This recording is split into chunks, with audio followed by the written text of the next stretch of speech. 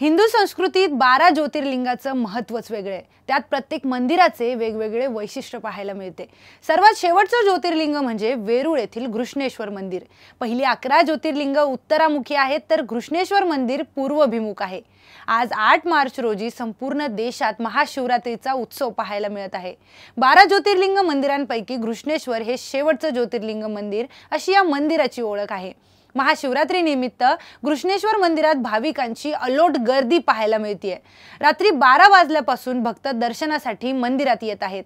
ओम नमः शिवाय महादेवाचा जयघोष करत भक्तिभावाने दर्शन घेऊन मनोकामना व्यक्त करतायत। आज 12 ज्योतिर्लिंगापैकी 12वे जे ज्योतिर्लिंग आहे ते घृष्णेश्वर इथं, त्या निमित्तानं रात्री 12 वाजल्यापासूनच हिंदू भाविकांनी या ठिकाणी गर्दी केलेली आहे। आज मी आता सकाळी 11 साडे11 आला असताना किमान 3 ते 4 किलोमीटर पर्यंत रांगा लागलेल्या आहेत। भाविकांना व्यवस्थित दर्शन करण्यासाठी ट्रस्टच्या वतीने पूर्णपणे व्यवस्था केलेली आहे।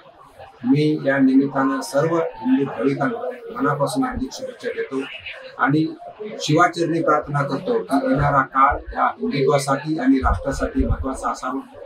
देशाचे यशस्वी प्रधानमंत्री माननीय मोदी साहेब यांनी जो संकल्प केलेला आहे, विकसित भारत संकल्प, म्हणजे या भारत देशातील सर्व महामानवांची सर्वांचा विकास हो आणि एक हे राष्ट्र सर्व जगाला मार्गदर्शन करणारा एक विश्वगुरु बनावं, त्या दृष्टीने सर्वांना माझ्या हार्दिक शुभेच्छा।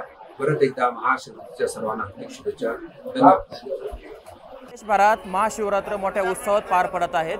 त्याचबरोबर 12वे ज्योतिर्लिंग असलेले वेरूळ घृष्णेश्वर येथे भाविकांनी रात्रीपासूनच गर्दी केलेली दिसून येत आहे। आपण माझ्या पाठीमागे बघू शकता की भाविक रांगेत दर्शन घेताना दिसून येत आहे।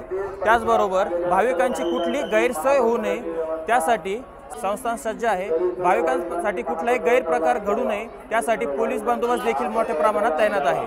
गौरव जोंधळे, सुदर्शन न्यूज, छत्रपती संभाजीनगर।